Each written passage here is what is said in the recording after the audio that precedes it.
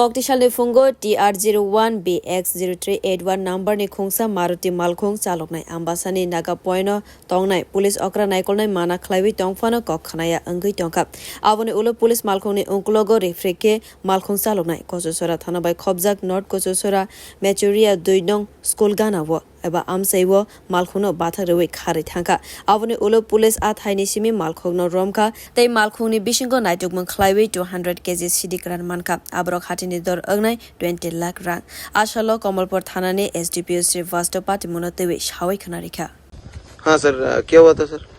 तो ये हमें एक इन्फॉर्मेशन मिली थी SDPO अम्बासा से कि एक सस्पिशियस गाड़ी है नेक्सॉन ग्रे कलर की, तो उसको रोकने की कोशिश की गई थी उपनगर नाके पे, बट उसने भागने की कोशिश करी तो उससे ये हमारी जुरिस्डिक्शन में आई कचूचेरा। तो इन्फॉर्मेशन पहुंच गई कि कचूचेरा में भी ये गाड़ी हो सकती है, तभी कचूचेरा के OC विश्वजीत जी यहाँ पे आए और ये नॉर्थ कचूचेरा में ये गाड़ी मिस्टीरियस वे में यहाँ पार्क होके इसका जो ड्राइवर था वो भाग चुका था, बट ये गाड़ी हमें मिली ऐसे पार्क।